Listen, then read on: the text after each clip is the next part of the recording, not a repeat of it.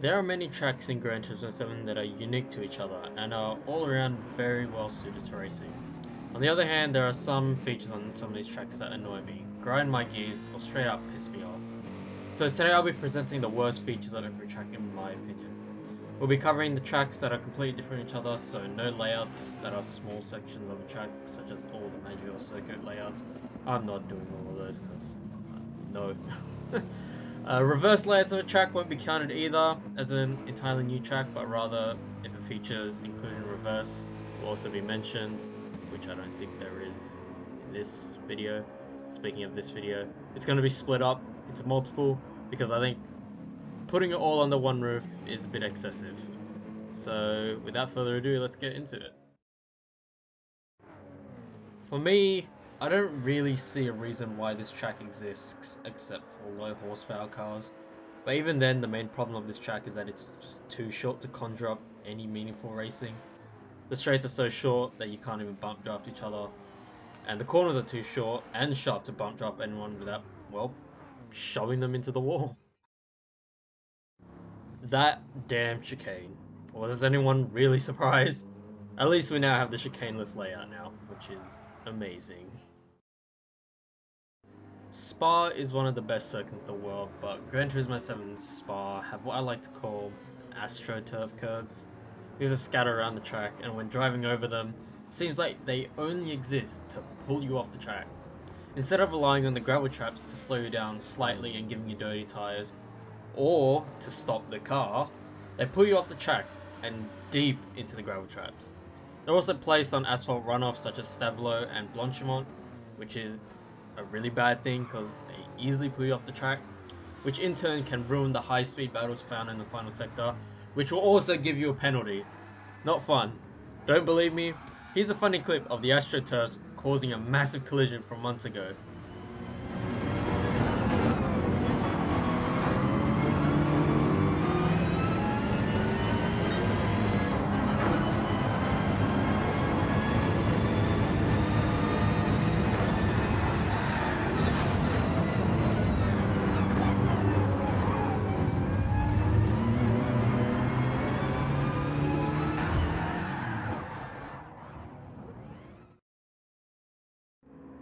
I could easily say the same problem as Northern Isles Speedway, saying the track is too short, but for me the bigger problem is that this track is redundant. If I wanted to play a speedway-like track with corners, I'd just use high speed ring instead. And if I wanted a conventional oval track, I'd just use Daytona or Special Stage Route X. This track is so forgettable that the last time I used it was trying to send people into the pit lane by blocking the apex of the kink on the back end of the track. It was a hilarious night at least. The Red Bull Ring is the perfect track for a nice race, and it has all the ingredients for overtaking, with a minor inconvenience being the geography of turn 1. The apex of the corner is directly where the elevation change is the most severe, plus as a sausage. Meaning when you drive over it, it could unsettle the car if you're unlucky, and if you forget about it, you'll most likely be seeing a penalty for overshooting the track limits on exit. Just a minor inconvenience that really isn't that hard to overcome though. I love Laguna Seca, but I do have to admit I am terrible at it. I can never really hook up a lap, and that's partially because of the damn sausage curbs. To get any lap time, you really need to get up close and personal with the sausages. And for me, I can never get close enough to the curbs without bashing into them and flying into the sand realm. It's not a fun experience. Please, can we just ban sausages from all tracks, please? Kyoto Driving Park is a fun fantasy track found in Japan. I don't drive it much, even though I love driving it, but its sole flaw is the lack of a rain option. Just why?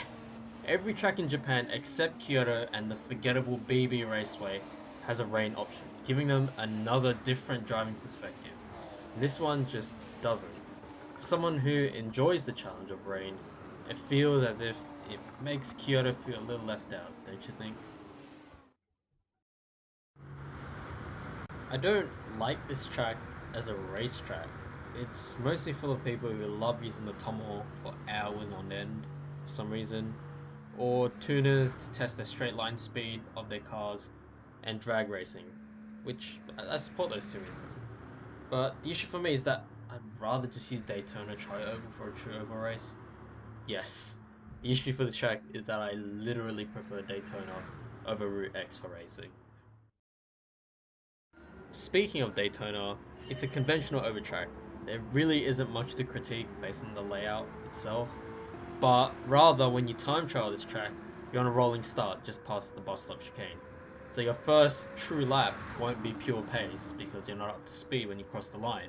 So you got to do that little section from the bus stop to the line, then an extra lap, and then when you cross the line, that's when you get your max speed so you can get your true lap time.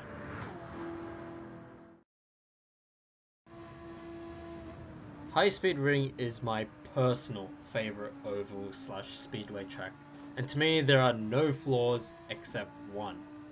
In drying wet weather conditions, the dry line that appears is placed incorrectly. On the bank corners, the dry line is at the bottom of the banking, which makes no sense as gravity would move the water down from the banking, thus having a drier top and a wet bottom line where the water would collect. Plus, no one in their right mind takes the low line. You always take the high line, it's the faster one.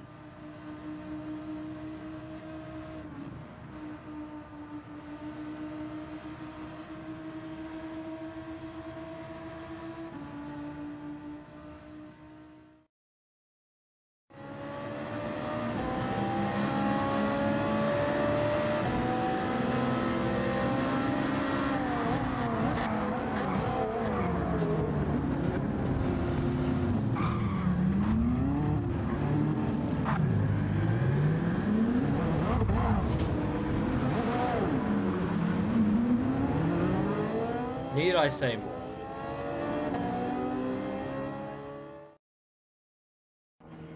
Now, I know a lot of people will hate this track because it's hard, no overtaking, it's not that wide.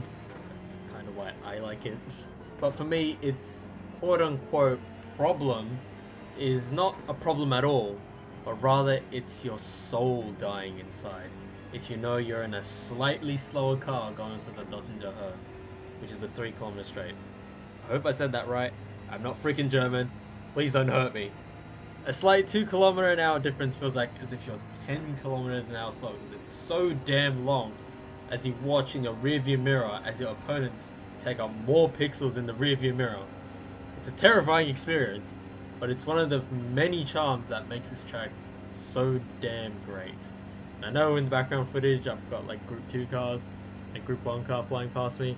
Listen, I couldn't get anyone to film this in the same Group 3 class, alright? Leave me alone.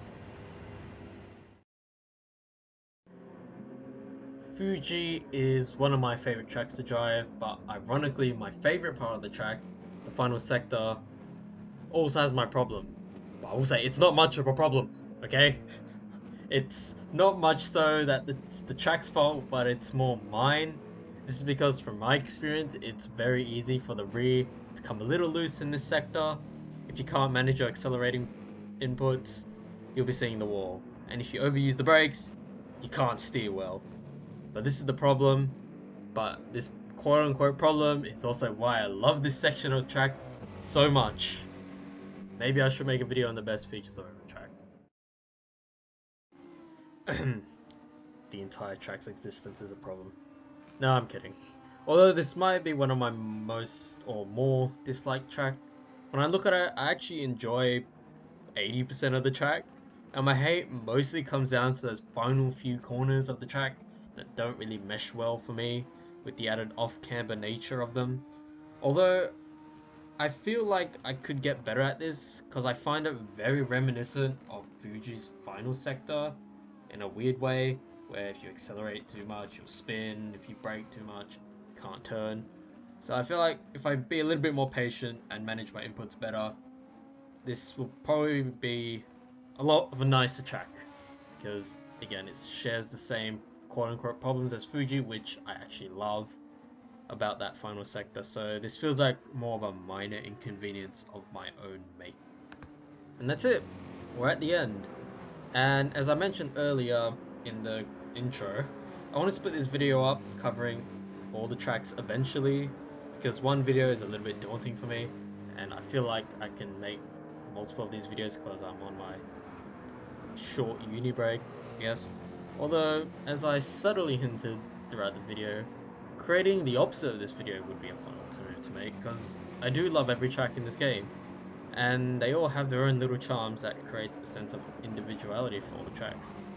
So, thanks for watching, and hopefully, if I get off my ass and actually make these videos, I'll see you then. I can't take myself seriously sometimes.